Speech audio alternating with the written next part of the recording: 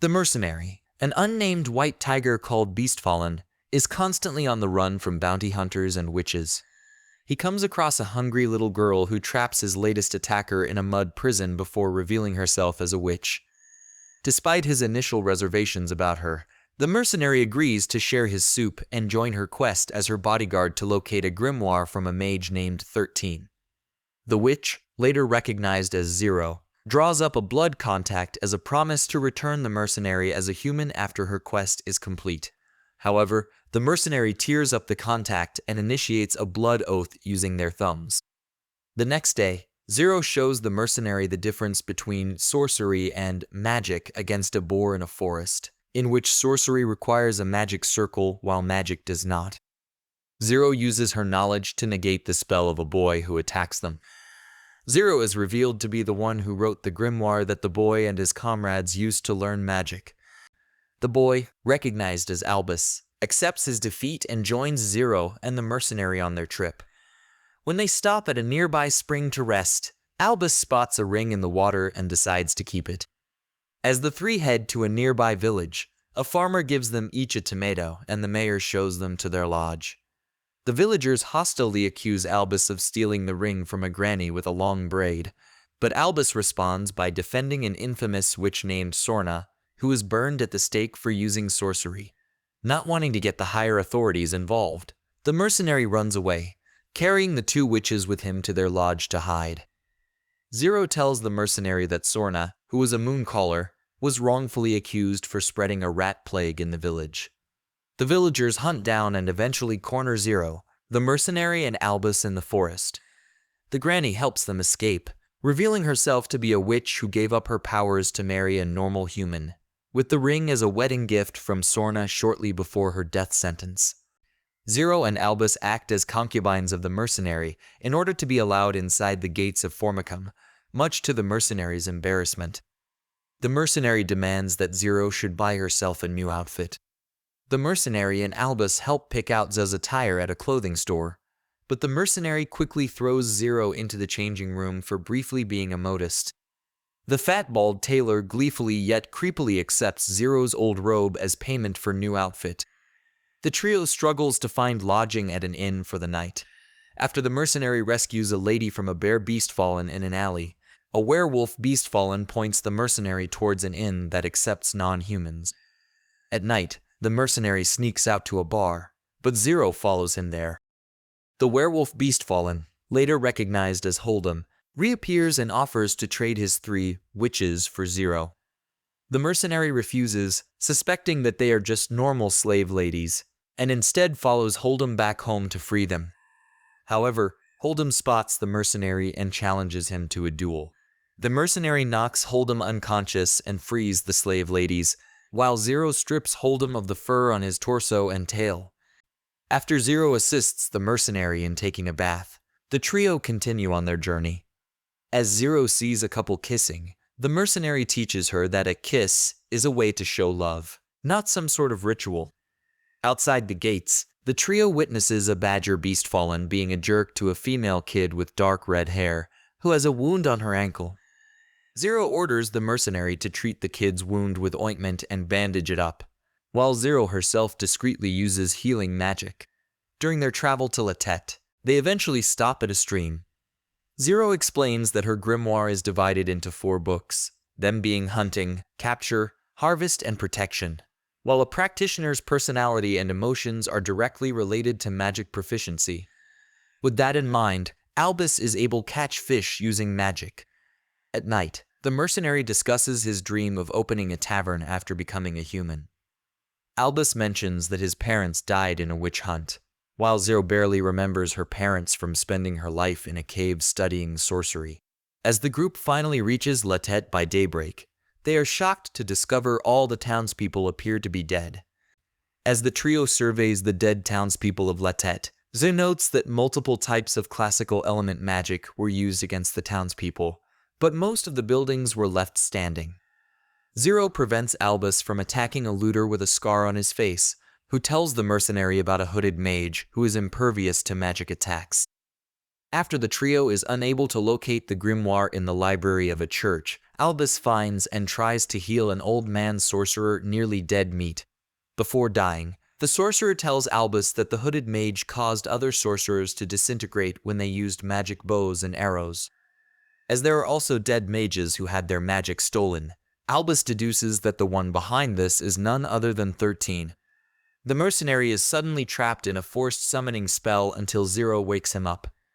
The trio ends up in a dungeon, where 13 appears and tells them that he was hired by the king to kill a town full of rebellious mages in exchange for help in searching for the Grimoire. Zero and 13 then engage in a magic battle, with the mercenary unable to interfere. Zero and 13 abruptly stop their fight when they hear a dinner bell. 13 leads the trio to the dining hall, revealing that the forced summoning spell transported them inside the palace of the royal capital Plasta. After their meal, Zero and 13 discuss that they are both searching for the grimoire that Zero wrote in the caves, since it was stolen by their master who killed all of the other witches who lived there. Disagreeing with 13's views of justice, Albus is offered one night to choose between joining 13 or being burned at the stake. Zero confirms that she and 13 were the only two survivors in the caves. She wrote the grimoire so that witches and humans can live in harmony, but she should have heeded 13's warning and burned the grimoire before incurring any damage. Later that night, 13 summons the mercenary and offers a potion that could turn him into a human. 13 tells the mercenary to leave the castle, claiming that Zero is ultimately using him for a sacrifice. When the mercenary runs into Zero on his way out of the castle, she berates him for being deceived by 13 and terminates their contract. As Plasta prepares for a festival, the mercenary knocks out a drunken pig beast-fallen, who tries to steal liquor from a salesman. Rochelle, a girl who works at an empty tavern, enlists the mercenary since she is temporarily understaffed.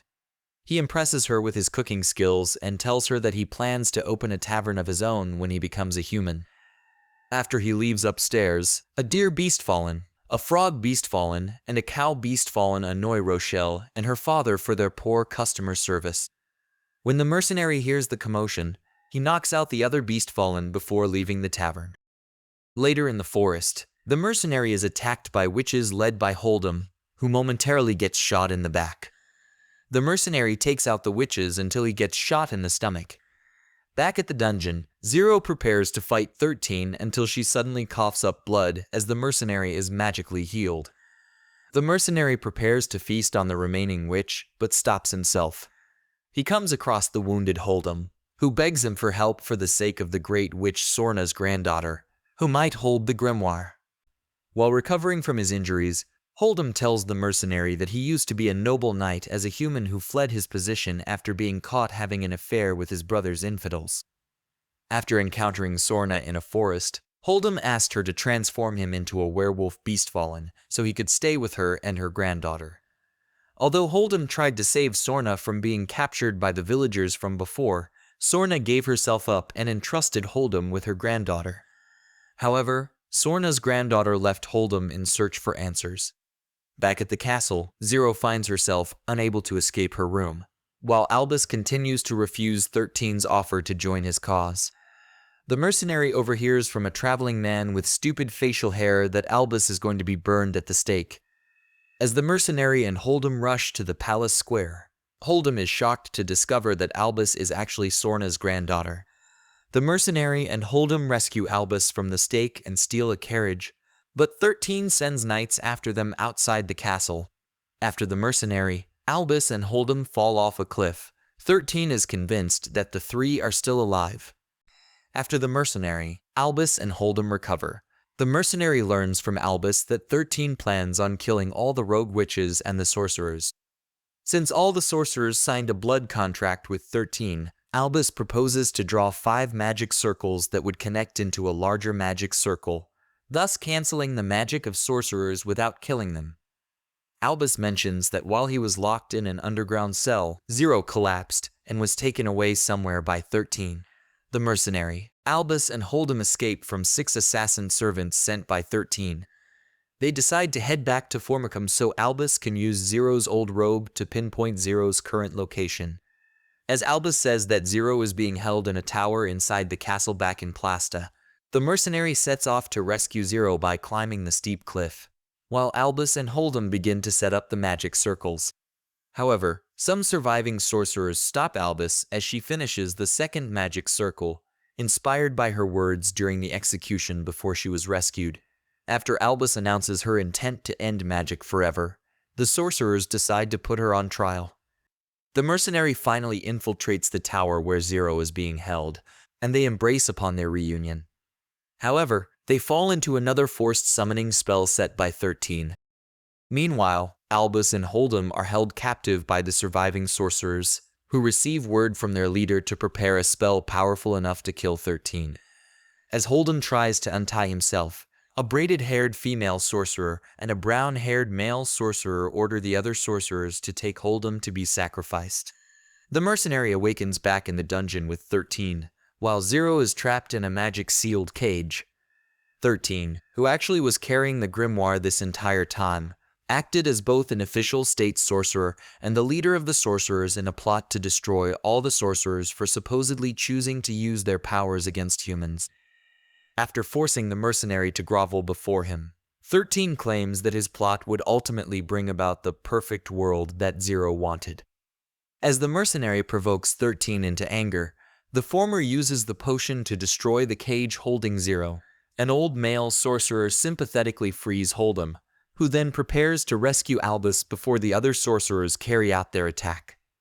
Zero and 13 face off casting identical ghost spells, with the mercenary witnessing the battle. As Zero is about to hit by 13's ghost spell, the mercenary takes the attack, but Zero gets injured due to the blood oath that she secretly implemented during his bath earlier. Meanwhile, Albus continues to urge the sorcerers to follow his cause of erasing all magic.